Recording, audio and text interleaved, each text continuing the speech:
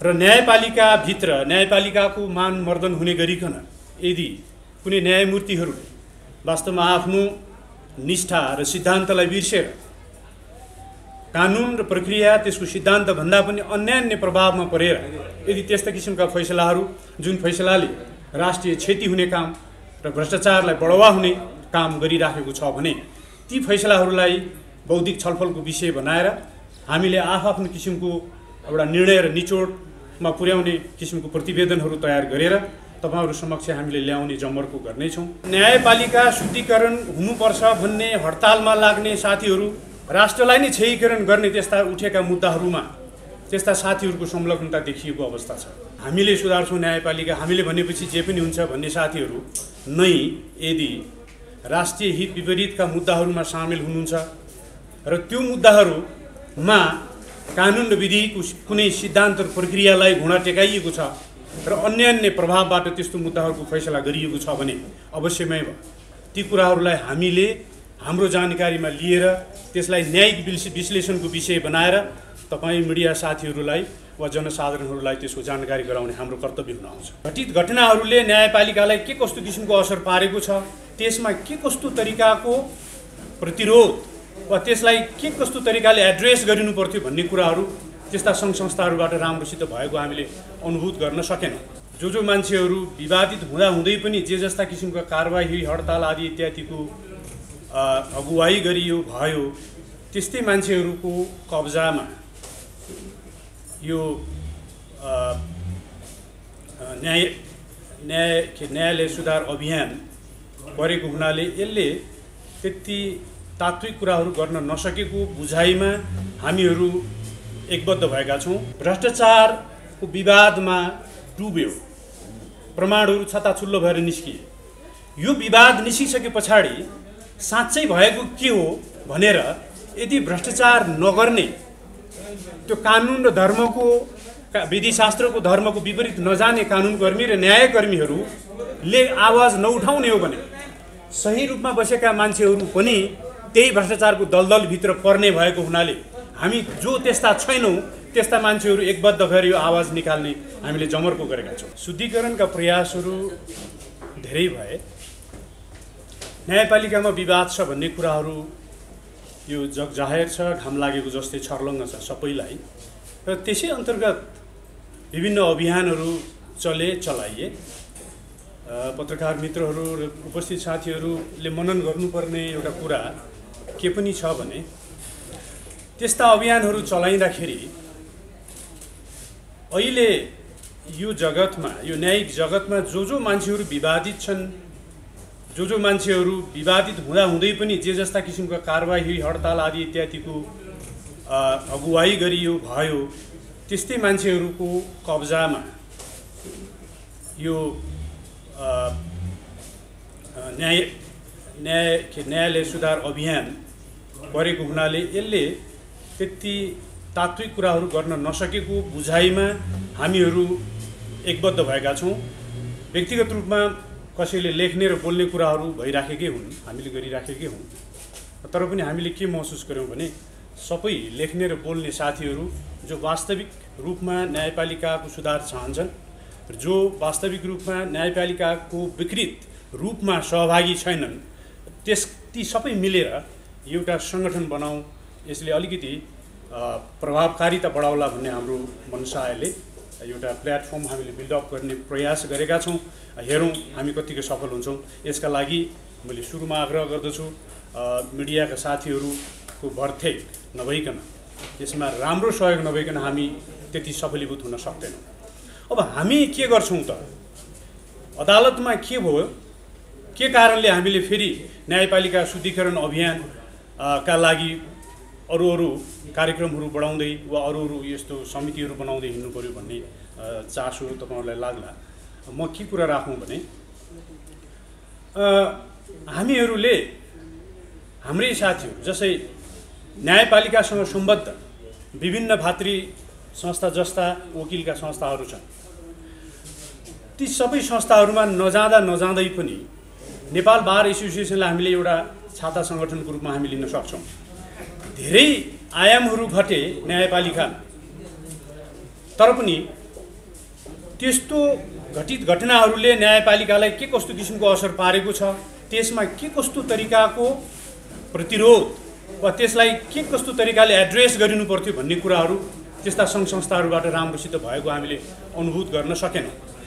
त्यति मात्रै होइन, अहिले न्यायपालिका शुद्धिकरण हुनुपर्छ भन्ने हडतालमा लाग्ने साथीहरू जो साथीहरू हुनुहुन्छ, हामीले न्यायिक जगतमा नाम चलेका कानुन व्यवसायी साथीहरू भनेर चिन्ने र जनसाधारणले पनि चिन्ने साथीहरू, उहाँहरूको म अहिले नाम लिन चाहन्न, कतिपय अवस्थामा मिडियामा हामीले नाम पनि लिएका छौँ। र राष्ट्रिय एउटा क्षतिमा जाने मुद्दाहरू, राष्ट्रलाई नै क्षयीकरण गर्ने त्यस्ता उठेका मुद्दाहरूमा त्यस्ता साथीहरूको संलग्नता देखिएको अवस्था छ। त्यो के होला? हुन त एउटा कानुन व्यवसायको नाताले कुनै पनि मुद्दामा पैरवीका लागि सामेल हुन नपाउने भन्ने कुरा आएन, यो सामान्य कुरा हो। तर ती साथीहरूमध्ये कसैले न्यायपालिकाका हामी जिम्मेवार सुधारकहरू हौँ, हामीले सुधार्छौँ न्यायपालिका, हामीले भनेपछि जे पनि हुन्छ भन्ने साथीहरू नै यदि राष्ट्रिय हित विपरीतका मुद्दाहरूमा सामेल हुनुहुन्छ र त्यो मुद्दाहरूमा कानुन र विधिको कुनै सिद्धान्त र प्रक्रियालाई घुँडा टेकाइएको छ र अन्य प्रभावबाट त्यस्तो मुद्दाहरूको फैसला गरिएको छ भने अवश्यमै ती कुराहरूलाई हामीले हाम्रो जानकारीमा लिएर त्यसलाई न्यायिक विश्लेषणको विषय बनाएर तपाईँ मिडिया साथीहरूलाई वा जनसाधारणहरूलाई त्यसको जानकारी गराउने हाम्रो कर्तव्य हुन आउँछ। त्यस्तै कर्तव्य बोध भएर हामीहरूले एउटा अलिकति र्याडिकल एउटा प्लेटफर्म बनाऊँ जसले यथार्थताको वकालत गर्दछ, सत्य कुराको वकालत गर्दछ र जहाँ गल्ती हुन्छ त्यो कुरालाई छुपाइएको छ त्यसको पनि हामीले त्यसलाई उजागर गर्ने काम गर्न सक्दछौँ भन्ने हिसाबले साथीहरूसँग सल्लाह आदि इत्यादि गरिकन हामीले एउटा प्लेटफर्म डेभलप गर्ने प्रयास गरेका छौँ। त्यो विधिवत डेभलप भइसकेको अवस्था छैन र पनि हामी काममा लागिराखेका छौँ। अब साथीहरूलाई, पत्रकार साथीहरूलाई, मिडियाका साथीहरूलाई मैले के जानकारी गराउँ अहिले भने हामीले धेरै कुरा गर्न सक्ने होइन। कतिपय कुराहरू लुकाइएका हुन्छ। हामीलाई सामान्यतया के विश्वास हुन्छ भने अदालतबाट न्याय हुन्छ, जे हुन्छ ठिक भइराखेको हुन्छ, कानुन व्यवसायीहरूले मुद्दाको प्रतिनिधित्व ठिकै ढङ्गले गरेका हुन्छन्, जे हुन्छ उनीहरूको धर्म कर्मको दायराभित्र रहेर भए गरेको हुन्छ। तर त्यस्तो नभएको अवस्था कैयौँ छन्। लुकाइएका केसहरू फैसला भएको तर तपाईँहरूको जानकारीमा नआएको, जनसाधारणको जानकारीमा नआएका धेरै त्यस्ता केसहरू छन् जुन केसहरूमा वास्तवमा राष्ट्रियताले घुँडा टेक्ने, राष्ट्रको क्षय हुने त्यस्तो काम भइराखेको छ। तपाईँलाई एउटा उदाहरणको रूपमा दिउँ, यो सगरमाथा राष्ट्रिय निकुञ्ज तपाईँलाई थाहा होला, यो विश्व सम्पदा सूचीमा परेको राष्ट्रिय निकुञ्ज हो। राष्ट्रिय निकुञ्जभित्रको 50 रोपनी जग्गा र त्योभन्दा अलिकति बढी अरू पनि जग्गाहरू जोडिएको छ त्यहाँनिर। ती जग्गाहरू व्यक्तिको नाममा दर्ता भएर जाँदा त्यो व्यक्तिको नाममा दर्ता भएको जग्गालाई अख्तियारले यो कानुन बमोजिम सरकारको नाममा फेरि अभिलेख रहने गरिकन फर्केर आउनुपर्छ भन्ने कारबाही गरे अनुसार मालपोत कार्यालयले व्यक्तिको नाममा भएको दर्ता बदर गरेर सरकारी अभिलेखमा राखेको जग्गाहरूलाई का विरुद्धमा सर्वोच्च अदालतमा रिट परिसकेपछि सर्वोच्च अदालतबाट बडो अपत्यारिलो ढङ्गले हामीले कानुनको धर्म र निष्ठा अनुसार हेर्दाखेरि, त्यो आँखाले हेर्दाखेरि त्यो हुने त्यस्तो किसिमको फैसला फेरि पनि मालपोत कार्यालयले सरकारी अभिलेखमा राख्ने गरेको त्यो जग्गालाई जसरी बदर गरेर व्यक्तिबाट बदर गरेर सरकारी अभिलेखमा राख्यो, त्यो फैसला, त्यो आदेशलाई बदर गर्ने फैसला गरेर फेरि पनि व्यक्तिको नाउँमा लाने जस्तो किसिमको फैसलाहरू भएको छ। त्यो फैसलाको टिपोट समेत हामीले अस्तिको सम्माननीय कामु प्रधान न्यायाधीश ज्यूसँग हामीले विज्ञप्ति पेश गर्दाखेरि त्यसलाई पनि हामीले इन्सर्ट गरेका छौँ। त्यसमा उहाँले कसरी हेर्नुहुन्छ हामीले हेर्न बाँकी छ। साथीहरू, यस्तै बर्गेल्दै फैसलाहरू छन्, धेरै कुराहरू छन् जो अदालतबाट भएको छ तर पनि त्यहाँ कानुन मिचिएको छ, कानुनको धर्म प्रक्रिया अनुसार त्यो हुन गर्न मिल्दैन र त्यहाँ ठुलो राष्ट्रिय क्षति भएको छ। त्यस्ता कुराहरूलाई हामीले उजागर गर्छौँ। जहाँ भ्रष्टाचार भएको छ, अदालतमा अनियमितता भएको छ, ती कुराहरूलाई हामीले उजागर गर्छौँ।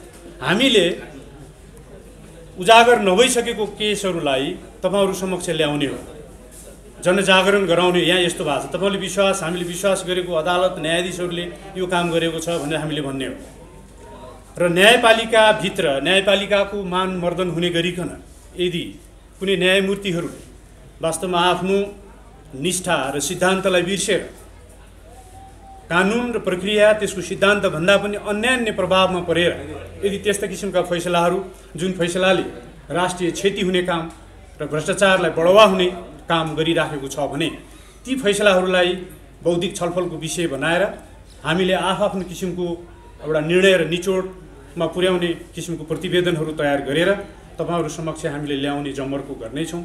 हामीले गर्न सक्ने त्यति नै हो, चेतना जगाउने हो। त्यो चेतना जगाइसकेपछि जनसाधारणबाट के गर्नुपर्ने यदि त्यस्तो अवस्था आयो भने, जस्तै फैसला हामीले तपाईहरुलाई डिस्क्लोज गरेको अहिले उजागर गरेका कुराहरूले यदि त्यस्ता न्यायाधीशहरूलाई महाभियोग ल्याउनु पर्ने वा कुनै सर्वोच्च अदालत बाहेकका अधीनस्थ अदालतका न्यायाधीशहरू हुन् र तिनीहरूलाई न्याय परिषदले कारबाही गर्न सक्ने अवस्थाको हुने हो भने तत्तत निकायले तत्तत न्यायाधीशहरूलाई कारबाहीको दायरामा त ल्याउनु पर्यो नि। जब कानुन मिचिन्छ, विधिशास्त्रको धर्म मिचिन्छ, कानुनको पनि धर्म मिचिन्छ र पनि फैसलाका नाममा राष्ट्रिय क्षति हुने र भ्रष्टाचारलाई बढावा हुने कामहरू भइराख्छन् भने त्यस्तो अवस्थामा हामीले उजागर गर्दा गर्दै पनि फेरि सम्बद्ध निकायले मुद्दा चलाउने, त्यस्ता न्यायाधीशहरूलाई वा सम्बद्ध अरू व्यक्तिहरूलाई मुद्दा चलाउने, कारबाही गर्ने काम कुराहरू हुँदैनन् भने त्यति बेला काम कारबाही गराउने निकाय को त्यसको पहिचान गरेर दबाव सिर्जना गर्ने काम वास्तवमा तपाईँ मिडिया साथीहरूको र जनसाधारणको हुन आउँछ। त्यसको काम हामीले गर्ने, त्यो उजागर गर्ने, त्यस पछाडिको काम तपाईहरूको पनि हुन्छ, तपाईहरू पनि लाग्न सक्नुपर्छ। हामीले त सबै कुराहरू गर्न सक्दैनौँ, हाम्रो केही पनि अधिकार हुँदैन। हामीले छलफलको विषय बनाउन सक्छौँ। जे कुराहरू लुकाइएका छन्, फैसलाहरू के कसरी गरिरहेका छन्, कहाँनिर भ्रष्टाचार भएको छ वा के हो, त्यो कुरालाई हामीले विषय बनाउँछौँ। विषय बनाएर हामीले आफ्ना रिपोर्टहरू तपाईहरुसित ल्याउन सकौँला। त्यसपछि जस्तै अहिले स्पष्ट रूपमा देखिएको के छ, एका दुई यस्ता फैसलाहरू छन् नि, मैले राष्ट्रिय निकुञ्जभित्रको जग्गा दर्ता गरेको कुराहरू गरेँ। यहाँ काठमाडौँमा सरकारी प्रति जग्गाको रूपमा रहेका धोबी खोला कोरिडोरका प्राय जग्गाहरू यसरी नै यही रीतबाट अदालतलाई, सम्मानित अदालतको मान मर्दन हुने गर्ने गरिकन न्यायमूर्तिहरूबाट फैसला आदेशका नाममा दर्ता गरिएको अवस्था छ। यी सबै कुराहरूलाई हामीले एकबद्ध भएर ल्याउने कोसिस गर्दैछौँ।